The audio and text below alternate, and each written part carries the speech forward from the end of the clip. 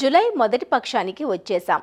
నీటి వసతి, కూలీలు అందుబాటు ఉన్న చోట్ల ఇప్పటికే వరి నారుమళ్లు పోసుకొని నాట్లకు సిద్ధమవుతున్నారు.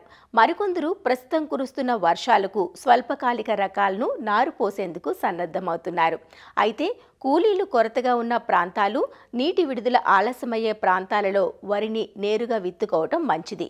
దీనివల్ల వరి సాగును సకాలంలో చేపట్టడంతో పాటు పెట్టుబడులు కూడా తగ్గుతాయి.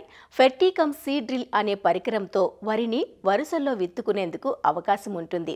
ఈ విధానం ద్వారా సమయం ఆదాతో పాటు సాగులో ఖర్చులు తగ్గడం, రెండవ పంటను సకాలంలో విత్తే అవకాశం ఉంటుంది.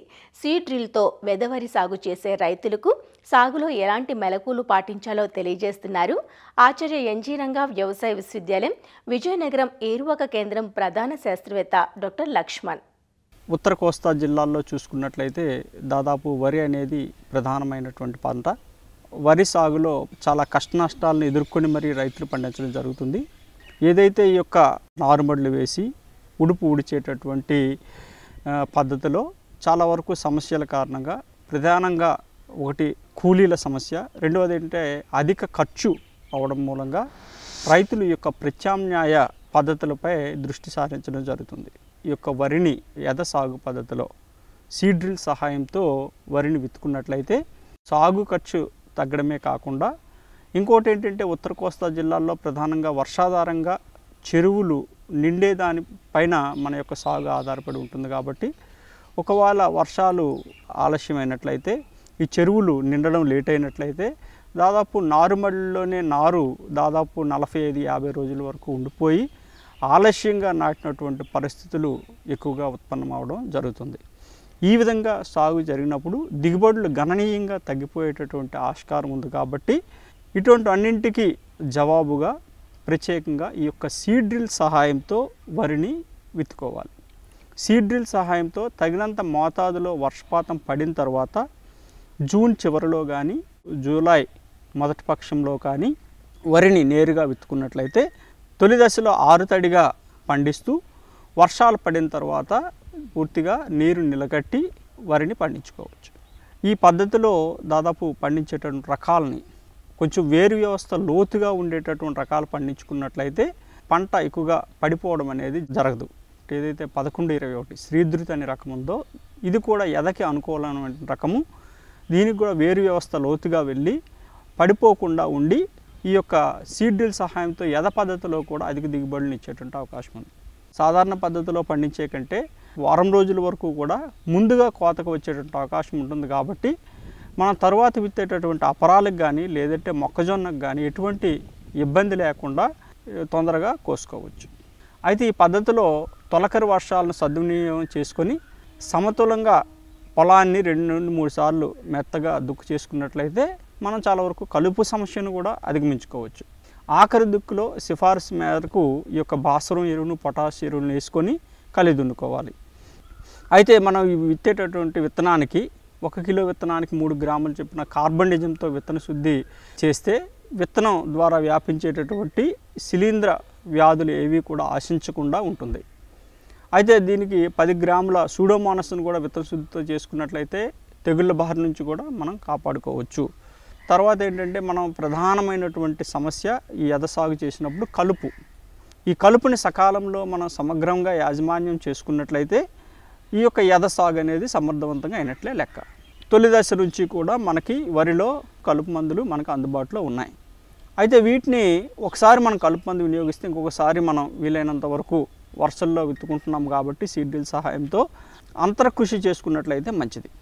ఈ యొక్క కలుపు మందులు తొలి దశలో అయితే మనం విత్తిన వెంటనే 48 గంటల్లో ప్రీ ఎమర్జెన్సీ కలుపు మందులు అంటాము, వీటిని వినియోగించుకోవాలి. దాదాపు ఒక ప్రిట్లాక్లోర్ అయితే 600 మిల్లీలీటర్లు ఒక 200 లీటర్ల నీటిలో కలుపుకొని పిచికారీ చేసుకున్నట్లయితే ఈ కలుపు మందు సమర్థవంతంగా పనిచేస్తుంది. అదేవిధంగా పెండిమితాలిన్ మందుని అయితే 1 లీటర్ మందుని 200 లీటర్ నీటిలో కలుపుకొని పిచికారీ చేసుకోవాలి. అయితే కలుపు మందుని పిచికారీ చేసినప్పుడు ఈ యొక్క నేలలో తేమ సరిపడా ఉండాలి. ఉన్నట్లయితే కలుపు మందులు సమర్థవంతంగా పనిచేయడం జరుగుతుంది. తొలి దశలో మనం ఈ యొక్క కలుపు మందులు పిచికారీ చేపట్టలేనట్లయితే కలుపు మొలకెత్తిన తర్వాత కూడా మనం యథ సాగులో ఏంటంటే మనకి ఎప్పుడు నేలలో తేమ ఉంటుందో ఆ సమయంలో కలుపు మందుని వినియోగించుకోవాలి. మనకు 10 నుంచి 12 రోజుల్లోపు 15 రోజుల్లోపు అయితే మనకి ఈ కౌన్సిల్ యాక్ట్ అనే మందు మనకి దొరుకుతుంది. ఇది 90 మిల్లీలీటర్లు ఒక ఎకరానికి 200 లీటర్ నీటిలో కలుపుకొని పిచికారి చేసుకున్నట్లయితే తొలి దశలో అంటే రాబోయే కలుపుని, తొలి దశలో ఉండే లేత కలుపుని ఇది సమర్థవంతంగా కంట్రోల్ చేస్తుంది. కాబట్టి దీన్ని పిచికారి చేసుకోవాలి. లేదు 15 రోజులు దాటిపోయి 20-25 రోజుల సమయంలో అయితే ఎదసాగులో ఈ గడ్డి జాతి కలుపు దాంతోపాటు ఈ యొక్క కూర జాతి కలుపు అధికంగా ఉన్నట్లయితే బిస్పైరిబ్యాక్ సోడియం 100 మిల్లీలీటర్లు 200 లీటర్ల నీటిలో కలుపుకొని మనం పిచికారి చేసుకోవాలి. ఒకవేళ తీగజాతి కలుపు ఉన్నట్లయితే మెట్సల్ఫ్రాన్ మిథైల్ అండ్ క్లోరోమ్యూరాన్ ఇథైల్ అనే మందు ఉంటుంది. అంటే దీన్ని ఆల్మిక్స్ అంటాము. దీన్ని 8 గ్రాముల మందుని 200 లీటర్ల నీటిలో కలుపుకొని ఎకరం పొలంలో మనం పిచికారి చేసుకోవాలి. అదేవిధంగా ఎరువుల యాజమాన్యం చూసుకున్నట్లయితే మనం ఆఖరి దుక్కులో కానీ లేదంటే ఈ యొక్క సీడ్ కమ్ ఫెర్టిలైజర్ డ్రిల్తో వేసినప్పుడు డ్రిల్తోనే మనం ఈ యొక్క ఎరువుని వేయడం జరుగుతుంది. ఇందులో దాదాపు 50 కిలోల డిఏపి, అదేవిధంగా ఒక 15-20 కిలోల పొటాషియం వేసుకోవాలి. అది డిఏపి రూపంలో అందించినప్పుడు మన నత్రజని ఎరువును ప్రత్యేకంగా అందించవలసిన అవసరం లేదు.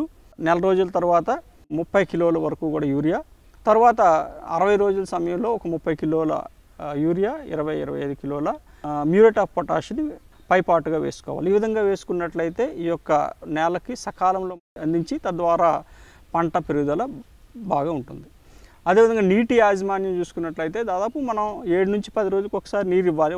ఒకవేళ నీరు మనకు అందుబాటులో లేనట్లయితే 10 రోజులకు పైబడి ఒక వర్షాభావ పరిస్థితులు ఏర్పడినట్లయితే ఈ యొక్క 3/19 ఈ యొక్క నీటిలో కరిగేటటువంటి ఎరువు ఉంటుంది. దీన్ని 1 కిలో వరకు ఎకరానికి తీసుకొని 1-2 సార్లు పిచికారి చేసుకున్నట్లయితే వర్షాభావ పరిస్థితుల్లో బెట్ట పరిస్థితుల నుంచి కూడా మన పంటను కాపాడేటువంటి అవకాశం ఉంటుంది.